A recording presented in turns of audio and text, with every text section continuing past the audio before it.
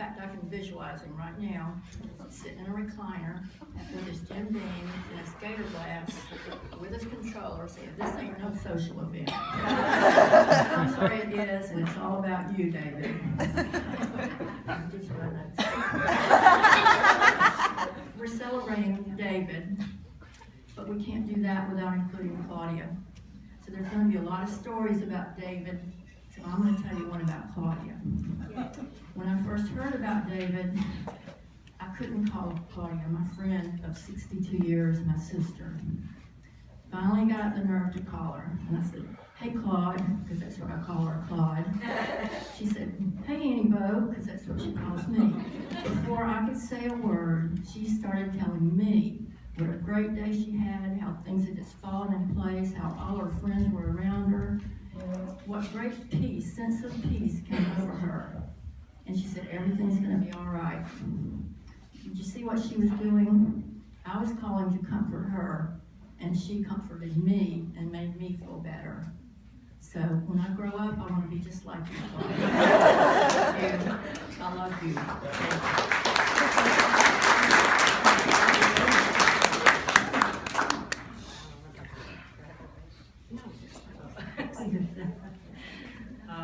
Well, I just want to say that David has always been a big part of my life, and anyway, I'll have to get on with the story, because that's like how I won't be able to.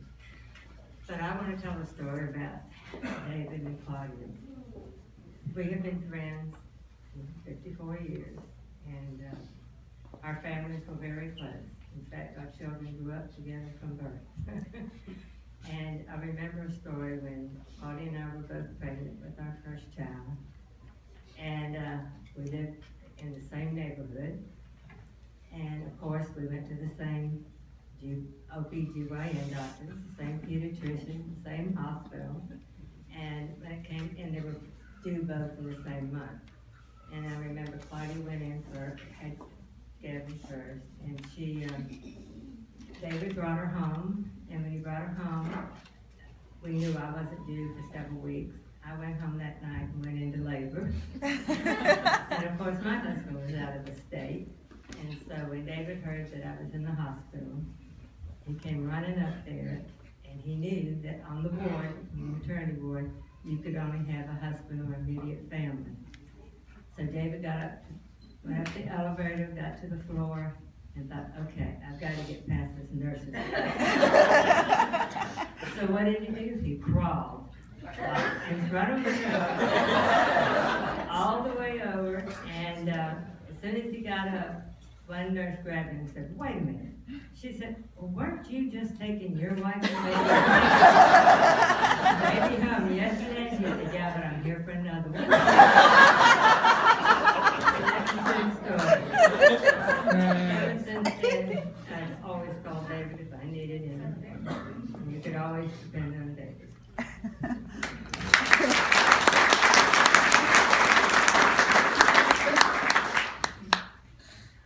I have had the pleasure of being friends with the Estes for what is it, 52, 54 years, 54, after you stop counting.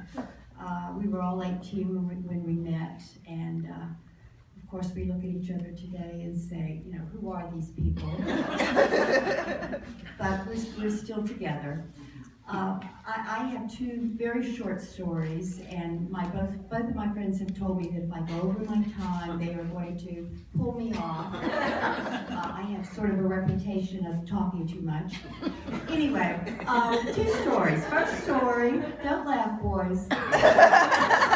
First story. We as a family were visiting the Estes when they lived in St. Petersburg many years ago. I don't know how old the four boys were, my two sons and Chad and Gavin. And the boys were outside playing, and prior to going out, David every morning would say, "Now, be careful with these boys. The boys are like when they get together in a group, and they're not allowed to, go swimming without their life jackets, and they definitely cannot go in the canal, etc." We said, "Yes, David, have a nice day." And so the boys were out playing on the driveway. And all of a sudden, we heard somebody screaming, and we went out and looked, and my youngest son at the time had decided to sort of scrape up their driveway with his foot, his toe.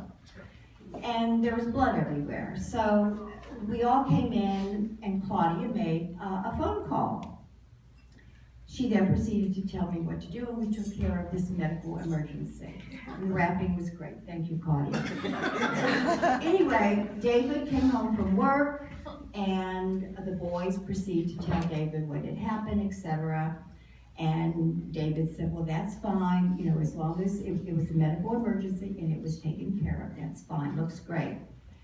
And my youngest son then said, oh, Mr. David, Miss Claudia took care of us because she called Mickey's doctor. Now, for those of you who don't know Mickey was a lovely pet of the Estes family.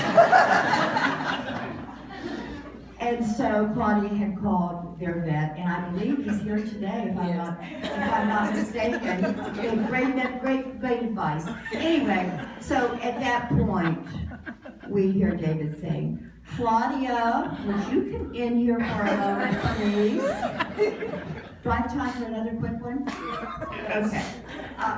Okay, I'm sorry. Anyway, another story is, and I'm a Gator fan, went over to the Estes to watch the Gators play one Saturday afternoon, and I went in, and there were a bunch of people there, and I thought, oh, how great to see everyone. So I'm, chit-chatting and talking and mingling, as I do, and David kind of looked at me strangely a few times, but I didn't think anything of it. And so finally, he had it. He said, Jan, this is not a social event. So that was that time. Well, the next time I was invited over, which I was surprised I was invited back, I took a roll of masking tape and I taped my mouth. And I went into the living room, and your dad is sitting there in his chair watching the game, and he just looked up and he gave me that beautiful David Estes smile with a twinkle in his eye, and he said, come on in, Jan, have a seat. The Gators are on the 10-yard line.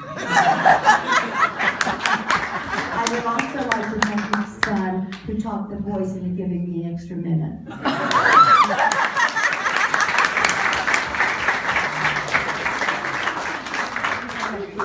You gotta have